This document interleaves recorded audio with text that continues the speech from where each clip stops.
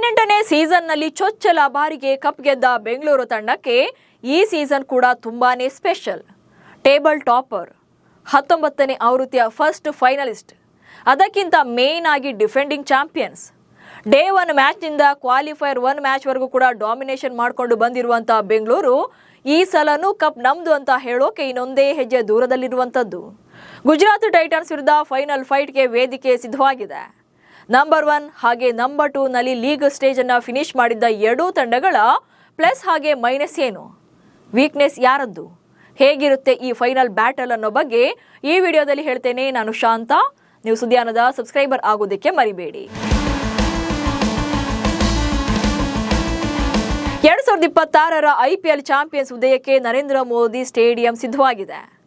Royal challengers Bengaluru ತಂಡ points ಪಟ್ಟಿಯಲ್ಲಿ ಮೊದಲ ಸ್ಥಾನದಲ್ಲಿತ್ತು, ಇನ್ನು ಗುಜರಾತ್ ತಂಡ 2ನೇ ಸ್ಥಾನದಲ್ಲಿತ್ತು. ಹೀಗಾಗಿ ಫೈನಲ್ ಮ್ಯಾಚ್ನಲ್ಲೂ ಕೂಡ ಹೈ ವೋಲ್ಟೇಜ್ ಫೈಟ್ ಇರೋದಂತೂ ಪಕ್ಕ. ಇಂಟ್ರೆಸ್ಟಿಂಗ್ ವಿಚಾರ ಅಂದರೆ ಲಾಸ್ಟ್ ಸೀಸನ್ ಇದೇ ಸ್ಟೇಡಿಯಂನಲ್ಲಿ RCB ಕಪ್ ಗೆದ್ದು ಬೀಗಿದೆ. ಮತ್ತೊಂದು ಕಡೆ ಗುಜರಾತ್ ತಂಡಕ್ಕೆ ಇದು ಹೋಮ್ ಗ್ರೌಂಡ್, ತವರಿನ ಮೈದಾನದ ಅಡ್ವಾಂಟೇಜ್ ಪಡೆದು ಗೆದ್ದು ಬೀಗೋಕೆ ಅವರು ಕೂಡ ಕಾಯ್ತಾ ಇರ್ತಾರೆ. ಸೊ ಉಭಯ ತಂಡಗಳ ಪ್ಲಸ್ ಹಾಗೆ ಮೈನಸ್ ಏನು ಅನ್ನೋದನ್ನ ಒಂದೊಂದಾಗಿ ನೋಡ್ತಾ ಹೋಗೋಣ. ಮೊದಲನೇದಾಗಿ ಬೆಂಗಳೂರು ತಂಡದ ಬಗ್ಗೆ ನೋಡೋಣ. ಸೊ ಬೆಂಗಳೂರು ತಂಡಕ್ಕೆ ಇರುವಂಥ ಮೇನ್ ಅಡ್ವಾಂಟೇಜ್ ಏನಂದ್ರೆ ಚಾಂಪಿಯನ್ಸ್ ಮೈಂಡ್ ಸೆಟ್, ಹಾಗೆ ಲೀಗ್ನಲ್ಲಿ ಟಾಪ್ 1 ಸ್ಥಾನ. ಈಗ ಬೆಂಗಳೂರು ತಂಡ ಈ ಸೀಸನಲ್ಲಿ ಆಡಿರುವಂಥದ್ದೇ ಡಿಫೆಂಡಿಂಗ್ ಚಾಂಪಿಯನ್ಸ್ ಎನ್ನುವಂಥ ಹಣೆಪಟ್ಟಿಯೊಂದಿಗೆ. ಹೀಗಾಗಿ ಅದೇ ಚಾಂಪಿಯನ್ ಆಟವನ್ನು ಇಲ್ಲೂ ಕೂಡ ಪ್ರದರ್ಶನ ಮಾಡಬೇಕಾಗುತ್ತೆ. ಲೀಗ್ ಸ್ಟೇಜ್ನಲ್ಲಿರ್ಬೋದು ಅಥವಾ ಕ್ವಾಲಿಫೈರ್ 1 ಪಂದ್ಯದಲ್ಲಿರ್ಬೋದು ಬೆಂಗಳೂರು ತಂಡ ಬೆಸ್ಟ್ನಲ್ಲೇ ಬೆಸ್ಟ್ ಎನ್ನುವಂಥ ಪರ್ಫಾರ್ಮೆನ್ಸ್ ಅನ್ನು ಕೊಟ್ಟು ತುಂಬಾನೇ ಡೇಂಜರಸ್ ಆಗಿ ಕಾಣ್ತಾ ಇರುವಂಥದ್ದು ಇಡೀ ತಂಡ.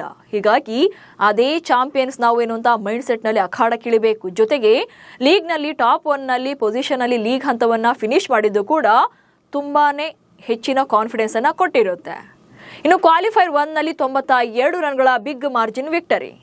ಕ್ವಾಲಿಫೈರ್ 1 ನಲ್ಲಿ ಕಂಪ್ಲೀಟ್ ಡಾಮಿನೇಷನ್ ಅಲ್ಲ, ಇದೊಂದು ರೀತಿಯಾಗಿ ಡೆಮಾಲಿಷನ್ ತರ ಗುಜರಾತ್ ವಿರುದ್ಧ ಬೆಂಗಳೂರು ತಂಡ ಗೆದ್ದದ್ದು. ಅದು ಕೂಡ 92 ರನ್ಗಳ ಬಿಗ್ ಮಾರ್ಜಿನ್ ಅಂದಾಗ ಇಲ್ಲಿ ಬ್ಯಾಟಿಂಗ್ ಜೊತೆಗೆ ಬೌಲಿಂಗ್ ಕೂಡ ಎಷ್ಟು ಎಫೆಕ್ಟಿವ್ ಆಗಿದೆ ಅನ್ನೋದು ಗೊತ್ತಾಗುತ್ತೆ. ಸೊ ಈ ವಿಕ್ಟರಿ ಕೂಡ ಬೆಂಗಳೂರು ತಂಡಕ್ಕೆ ಒಂದು ರೀತಿಯಾದಂಥ ಕಾನ್ಫಿಡೆನ್ಸ್ ಲೆವೆಲ್ನ ಬೂಸ್ಟ್ ಮಾಡಿರುತ್ತೆ. ಇನ್ನು ತಂಡದಲ್ಲಿ ವಿರಾಟ್ ಕೊಹ್ಲಿ ಅವರ ಅನುಭವ ಹಾಗೆ ರಜತ್ ಪಾಟಿದಾರ್ ಅವರ ಆರ್ಭಟ ಚೆನ್ನಾಗಿ ವರ್ಕೌಟ್ ಆಗ್ತಾ ಇರುವಂಥದ್ದು. ಬೆಂಗಳೂರು ತಂಡಕ್ಕೆ ರಜತ್ ಪಾಟಿದಾರ್ ಕ್ಯಾಪ್ಟನ್ ಆದಮೇಲೆ ಬೆಂಗಳೂರು ತಂಡದ ನಸೀಬು ಅಥವಾ ಅವರು ಸಾಕ್ತಾ ಇರುವಂಥ ವೇನೆ ಕಂಪ್ಲೀಟ್ ಆಗಿ ಬದಲಾಗಿದೆ.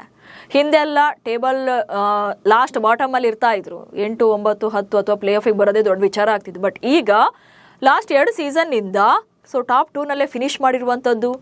ಈ ಒಂದು ಮೈಂಡ್ ಸೆಟ್ ಇರುತ್ತೆ RCB ತಂಡಕ್ಕೆ. ಜೊತೆಗೆ ಈಗ ವಿರಾಟ್ ಕೊಹ್ಲಿ ಅವರ ಎಕ್ಸ್ಪೀರಿಯನ್ಸ್ ಕೂಡ ತುಂಬಾನೇ ಚೆನ್ನಾಗಿ ವರ್ಕೌಟ್ ಆಗ್ತಿದೆ. ವಿರಾಟ್ ಹಾಗೆ ಪಾಟಿದಾರ್ ನಡುವಿನ ಕಾಂಬಿನೇಷನ್ ಚೆನ್ನಾಗಿದೆ. ಇಬ್ರು ಕೂಡ ಒಬ್ರನ್ನೊಬ್ರು ಮ್ಯಾಚ್ ಮಾಡ್ತಾರೆ, ಕ್ಯಾಚ್ ಮಾಡ್ತಾರೆ. ಜೊತೆಗೆ ಎಕ್ಸ್ಪೀರಿಯನ್ಸ್ ಕೂಡ ಶೇರ್ ಮಾಡೋದ್ರಿಂದ ಆನ್ ಫೀಲ್ಡ್ ನಲ್ಲಿ ಅದರ ಎಫೆಕ್ಟ್ ಕೂಡ ಕಾಣ್ತಾ ಇರುವಂಥದ್ದು. ಇನ್ನು ಬ್ಯಾಟಿಂಗ್ ಅಂತ ಬಂದಾಗ ಓಪನರ್ ಟು ಫಿನಿಷರ್ಸ್ ವರೆಗೂ ಕೂಡ ತಂಡದಲ್ಲಿ ಸ್ಫೋಟಕ ಹಿಟ್ಟರ್ಗಳಿದ್ದಾರೆ. ಬೆಂಗಳೂರು ಪರ ವಿರಾಟ್ ಕೊಹ್ಲಿ ಹಾಗೆ ಈ ಪಂದ್ಯದಲ್ಲಿ ವೆಂಕಿ ಓಪನ್ ಮಾಡಬಹುದು. ಇಬ್ರು ಕೂಡ ಅಗ್ರೆಸಿವ್ ಇಂಟೆಂಟ್ ನಲ್ಲೇ ಬ್ಯಾಟಿಂಗ್ ಅನ್ನು ಆರಂಭ ಮಾಡ್ತಾರೆ. ಅದೆಲ್ಲಕ್ಕಿಂತ ಜಾಸ್ತಿಯಾಗಿ ವಿರಾಟ್ ಕೊಹ್ಲಿ ಈ ಸೀಸನ್ ಅಲ್ಲಿ ತುಂಬಾನೇ ಸ್ಪೆಷಲ್. ಯಾಕಂದ್ರೆ ಅವರ ಕರಿಯರ್ನಲ್ಲಿ IPL ಕರಿಯರ್ನಲ್ಲಿ ದಿ ಬೆಸ್ಟ್ ಎನ್ನುವಂತ ಸ್ಟ್ರೈಕ್ ರೇಟ್ ಇರುವಂಥದ್ದು ಈ ಸೀಸನ್ ಅಲ್ಲಿ. ಹೀಗಾಗಿ ಕೊಹ್ಲಿ ಬ್ಯಾಟಿಂಗ್ ಬಗ್ಗೆನೂ ಕೂಡ ತುಂಬಾನೇ ಹೋಪ್ಸ್ ಇರುತ್ತೆ. ಇನ್ನು ವೆಂಕಿ ಕೂಡ ಅಗ್ರೆಸಿವ್ ಮೈಂಡ್ ಸೆಟ್ ನಲ್ಲಿ ಬ್ಯಾಟಿಂಗ್ ಅನ್ನ ಮಾಡುವಂಥದ್ದು. ಇನ್ನು ಫಿನಿಶಿಂಗ್ ರೋಲ್ ನಲ್ಲಿ ಬರುವಂಥ ಟಿಮ್ ಡೇವಿಡ್ ಇರ್ಬೋದು ಅಥವಾ ಜಿತೇಶ್ ಶರ್ಮಾ ಇರ್ಬೋದು, ಎಲ್ಲರೂ ಕೂಡ ಪವರ್ ಹಿಟ್ಟರ್ ರೀತಿಯಾಗಿ ಬ್ಯಾಟಿಂಗ್ ಅನ್ನ ಮಾಡುವಂತ ಕೆಪಾಸಿಟಿ ಇದೆ. ಇನ್ನು ಬೌಲಿಂಗ್ ನಲ್ಲೂ ಕೂಡ ಎಲ್ಲರೂ ಕೂಡ ಫಾರ್ಮ್ ನಲ್ಲಿದ್ದು ಅದ್ಭುತ ಪ್ರದರ್ಶನ ನೀಡ್ತಾ ಇರುವಂತದ್ದು. ಬೆಂಗಳೂರು ತಂಡದ ಬ್ಯಾಟಿಂಗ್ ಸ್ಟ್ರಾಂಗ್ ಇದೆ ಅನ್ನೋದ್ರ ಜೊತೆಗೆ ಬೌಲಿಂಗ್ ಕೂಡ ಸ್ಟ್ರಾಂಗ್ ಇರೋದ್ರಿಂದಲೇ ಇಂಥದ್ದೊಂದು ಪ್ರದರ್ಶನ ನೀಡೋಕೆ ಸಾಧ್ಯವಾಗ್ತಾ ಇರುವಂತದ್ದು. ಹೀಗಾಗಿ ಭುವನೇಶ್ವರ್ ಕುಮಾರ್ ಇರ್ಬೋದು, ಜೋಶ್ ಹೇಜಲ್ವುಡ್ ಇರ್ಬೋದು, ಜೇಕಬ್ ಡಫಿ ಇರ್ಬೋದು ಅಥವಾ ರಸಿಕ್ದಾರ್ ಇರ್ಬೋದು, ಜೊತೆಗೆ ಕೃಣಾಲ್ ಇರ್ಬೋದು, ಎಲ್ಲರೂ ಕೂಡ ಬೌಲಿಂಗ್ ನಲ್ಲಿ ಬೆಸ್ಟ್ ಎನ್ನುವಂತ ಪ್ರದರ್ಶನವನ್ನೇ ನೀಡ್ತಾ ಇರುವಂತದ್ದು. ಇನ್ನು ಮೈನಸ್ ಏನಂದ್ರೆ ಫೈನಲ್ ಪಂದ್ಯದ ಪ್ರೆಷರ್ ಇರಬಾರ್ದು. ಇಲ್ಲಿ ಮೇನ್ ಇರುವಂತದ್ದೇ ಇದು. ಇದು ಫೈನಲ್ ಮ್ಯಾಚ್, ಬಟ್ ನಾವು ಇಲ್ಲಿ ಫೈನಲ್ ನಲ್ಲಿ ಆಡ್ತಿದ್ದೀವಿ, ಗೆದ್ರೆ ಕಪ್ಪು ಅನ್ನುವಂತ ಪ್ರೆಷರ್ ಏನಿರುತ್ತಲ್ಲ ಅದು ಸ್ವಲ್ಪ ಹ್ಯಾಂಡಲ್ ಮಾಡಬೇಕಾಗುತ್ತೆ. ಇನ್ನು ವಿರಾಟ್ ಕೊಹ್ಲಿ ಅವರು ಔಟ್ ಆದರೆ ಕಷ್ಟ ಇರುವಂಥದ್ದು. ವಿರಾಟ್ ಕೊಹ್ಲಿ ಅವರು ಯಾವಾಗ ಒಂದು ಕಡೆ ಆಂಕರ್ ರೋಲ್ನಲ್ಲಿ ನಿಂತು ಅವ್ರ ಕಡೆಯಿಂದ ಅರ್ಧ ಶತಕ ಬಂತು ಅಂದರೆ ಆ ತಂಡದಲ್ಲಿ ಬೆಂಗಳೂರು ತಂಡದ ಬ್ಯಾಟಿಂಗ್ ಪ್ರದರ್ಶನ ನೆಕ್ಸ್ಟ್ ಲೆವೆಲ್ನಲ್ಲಿ ಇರುತ್ತೆ. ಬಟ್ ಕೊಹ್ಲಿ ಬೇಗನೆ ಔಟ್ ಆದರು ಅಂದರೆ ನೆಕ್ಸ್ಟ್ ಬರುವಂಥ ಬ್ಯಾಟರ್ಗಳು ಒಂದು ರೀತಿಯಾಗಿ ಪ್ರೆಷರ್ನಲ್ಲಿರ್ತಾರೆ ಅಥವಾ ಬೇಗ ಔಟ್ ಆಗ್ತಾರೆ. ಅಲ್ಲೆಲ್ಲ ಸ್ಟ್ರಗಲ್ ಕಂಡಿದೆ. ಇಲ್ಲಿ ಕೊಹ್ಲಿ ಔಟ್ ಆಗದಂತೆ ನೋಡ್ಕೋಬೇಕು ಒಂದು, ಇಲ್ಲ ಅಥವಾ ಕೊಹ್ಲಿ ಔಟ್ ಆದರೂ ಕೂಡ ನಾವು ಆಡ್ತೀವಿ ಅಂತೇಳಿ ಬೇರೆ ಆಟಗಾರರು ಆ ಮೈಂಡ್ ಸೆಟ್ನಲ್ಲಿ ಬರಬೇಕಾಗುತ್ತೆ. ಇನ್ನು ಬೌಲಿಂಗ್ನಲ್ಲಿ ಭುವಿ ಮೇಲೆಯೇ ಡಿಪೆಂಡೆನ್ಸಿ ಆಗಬಾರ್ದು. ಉಳಿದವರು ಕೂಡ ದುಬಾರಿ ಆಗ್ತಾ ಇರುವಂಥದ್ದು. ಸೊ ಇಡೀ ಸೀಸನಲ್ಲಿ ಭುವಿ ಕಡೆಯಿಂದ ಬೆಸ್ಟ್ ಎಕಾನಮಿಕಲ್ ಬೌಲಿಂಗ್ ಪ್ರದರ್ಶನ ನೋಡಿದ್ದೇವೆ. ಬಟ್ ಉಳಿದವರು ಸ್ವಲ್ಪ ಎಕ್ಸ್ಪೆನ್ಸಿವ್ ಆಗಿದ್ದಾರೆ. ಸೊ ಈ ಮ್ಯಾಚಲ್ಲಿ ಭುವಿ ಮೇಲೆ ಮಾತ್ರ ಡಿಪೆಂಡ್ ಆಗದೆ ಉಳಿದವರು ಕೂಡ ಅದ್ಭುತವಾದಂಥ ಪ್ರದರ್ಶನ ನೀಡಬೇಕು. ಇನ್ನು ಮೇನ್ RCB ಪ್ರಾಬ್ಲಮ್ ಅಂದರೆ ಫೀಲ್ಡಿಂಗ್ನಲ್ಲಿ ಎಲ್ಲ ಆಟಗಾರರಿಂದಲೂ ಕೂಡ ಸರಿಯಾದ ಸಪೋರ್ಟ್ ಸಿಗ್ತಾ ಇಲ್ಲ. ಫೀಲ್ಡಿಂಗ್ನಲ್ಲಿ ಕ್ಯಾಚ್ ಡ್ರಾಪ್ ಇರ್ಬೋದು ಅಥವಾ ಬೌಂಡ್ರಿ ಲೈನ್ಗಳ ಬಳಿ ಫೋರ್ಗಳನ್ನು ತಡೆಯುವಂಥ ರೀತಿ ಇರ್ಬೋದು. ಸೊ ಅದು ಕೂಡ ಇಂಪ್ರೂವೈಸೇಷನ್ ಆಗಲೇಬೇಕು ಬೆಂಗಳೂರು ತಂಡದಲ್ಲಿ. ಯಾಕಂದರೆ ಒಂದು ಕ್ಯಾಚ್ ಡ್ರಾಪ್ ಮಾಡೋದು ಇಡೀ ಪಂದ್ಯದ ದಿಕ್ಕನ್ನೇ ಬದಲಿಸಬಹುದು ಅಥವಾ ರಿಸಲ್ಟ್ನೇ ಬದಲಾವಣೆ ಮಾಡಬಹುದು. ಸೊ ಇಲ್ಲಿ ಸ್ವಲ್ಪ ಇದಾಗಬೇಕಾಗುತ್ತೆ, ಪ್ಲಸ್ ಪಾಯಿಂಟ್ ಆಗಬೇಕಾಗುತ್ತೆ, ಅಂದರೆ ತಿದ್ಕೊಳ್ಬೇಕಾಗುತ್ತೆ. ಇನ್ನು RCB ಈ ಸೀಸನಲ್ಲಿ ಗುಜರಾತ್ ವಿರುದ್ಧ ಮಾತ್ರವೇ ಆಲ್ಔಟ್ ಆಗಿರುವಂಥದ್ದು. ಸೊ ಇದು ಒಂದು ರೀತಿಯಾದಂಥ ನಂಬರ್ ಇರುವಂಥದ್ದು. ಸೊ RCB ಈ ಸೀಸನಲ್ಲಿ ಆಲ್ಔಟ್ ಆಗೇ ಇಲ್ಲ. ಸೊ ಆಗಿರುವಂಥದ್ದು ಗುಜರಾತ್ ವಿರುದ್ಧ ಮಾತ್ರವೇ. ಇನ್ನು ಗುಜರಾತ್ ತಂಡ 5 ಸಲ ಎದುರಾಳಿ ತಂಡವನ್ನು ಆಲ್ಔಟ್ ಮಾಡಿದೆ. ಹೀಗಾಗಿ ಅಲ್ಲಿನ ಬೌಲಿಂಗ್ ಸ್ಕ್ವಾಡ್ ಎಷ್ಟು ಚೆನ್ನಾಗಿದೆ ಅನ್ನೋದು ಗೊತ್ತಾಗುತ್ತೆ. ಸೊ ಇದರಲ್ಲಿ ಸ್ವಲ್ಪ ಕೇರ್ಫುಲ್ ಆಗಿ ಬ್ಯಾಟಿಂಗನ್ನು ಮಾಡಬೇಕಾಗುತ್ತೆ. ಇನ್ನು RCB ಈ ಸೀಸನಲ್ಲಿ ನೀಡಿದ ಪರ್ಫಾರ್ಮೆನ್ಸ್ ನೋಡ್ತಾ ಇದ್ರೆ ದೊಡ್ಡ ಸಮಸ್ಯೆಗಳೇನಂತ ಕಾಣಿಸ್ತಾ ಇಲ್ಲ. ಆದರೆ ಫೈನಲ್ ಮ್ಯಾಚ್ ಅನ್ನುವಂಥ ಪ್ರೆಷರ್ ತಲೆಯಿಂದ ತೆಗೆದು ನಾರ್ಮಲ್ ಗೇಮ್ ಆಡಬೇಕಿದೆ ಅಷ್ಟೇ. ಇನ್ನು IPL ಇತಿಹಾಸದಲ್ಲಿ 3ನೇ ಬಾರಿ ಫೈನಲ್ಗೆ ನುಗ್ಗಿರುವಂತಹ ಶುಭ್ಮನ್ ಗಿಲ್ ನಾಯಕತ್ವದ ಗುಜರಾತ್ ತಂಡದ ಪ್ಲಸ್ ಅಂಡ್ ಮೈನಸ್ ಏನೆಲ್ಲ ಅನ್ನೋದನ್ನು ಕೂಡ ನೋಡ್ತಾ ಹೋಗೋಣ.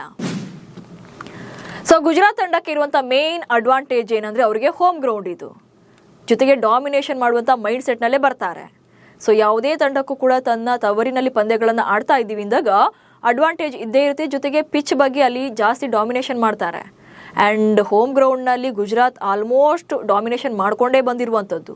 28 ಮ್ಯಾಚಲ್ಲಿ 17 ಮ್ಯಾಚ್ಗಳನ್ನು ಹೋಮ್ ಗ್ರೌಂಡ್ನಲ್ಲಿ ಗೆದ್ದಿರುವಂಥದ್ದು. ಸೊ ಈ ಸೀಸನಲ್ಲೂ ಕೂಡ ಹೋಮ್ ಗ್ರೌಂಡ್ನಲ್ಲಿ ಹೆಚ್ಚಿನ ವಿಕ್ಟರಿ ಬಂದಿದೆ ಗುಜರಾತ್ಗೆ. ಸೊ ಅದೇ ಡಾಮಿನೇಷನ್ನ ಇಲ್ಲೂ ಕಂಟಿನ್ಯೂ ಮಾಡುವಂಥ ಮೈಂಡ್ ಸೆಟ್ನಲ್ಲಿ ಗುಜರಾತ್ ತಂಡ ಇರುತ್ತೆ. ಇನ್ನು ಕ್ವಾಲಿಫೈಯರ್ 2ನಲ್ಲಿ 214 ರನ್ಗಳನ್ನು ಚೇಂಜ್ ಮಾಡಿರೋದ್ರಿಂದ ಕಾನ್ಫಿಡೆನ್ಸ್ ಜಾಸ್ತಿ ಇರುತ್ತೆ. ಹೌದು, ಕ್ವಾಲಿಫೈಯರ್ 1ನಲ್ಲಿ 90+ ರನ್ಸಿಂದ ಸೋತರು. ಬಟ್ ಕ್ವಾಲಿಫೈಯರ್ 2ನಲ್ಲಿ 214 ರನ್ಗಳನ್ನು ಇನ್ನೂ 8 ಎಸೆತಗಳು ಬಾಕಿ ಇರುವಂತೆ ಗೆದ್ದಿರೋದ್ರಿಂದ ಕಾನ್ಫಿಡೆನ್ಸ್ ಲೆವೆಲ್ ಸ್ವಲ್ಪ ಜಾಸ್ತಿನೇ ಇರುತ್ತೆ. ಆ್ಯಂಡ್ ಗುಜರಾತ್ ತಂಡದ ಮೇನ್ ಸ್ಟ್ರೆಂತ್ ಏನಂದರೆ ಶುಭ್ಮನ್ ಗಿಲ್ ಹಾಗೆ ಸಾಯಿ ಸುದರ್ಶನ್ ಅವರ ಅದ್ಭುತವಾದಂಥ ಜೊತೆಯಾಟ.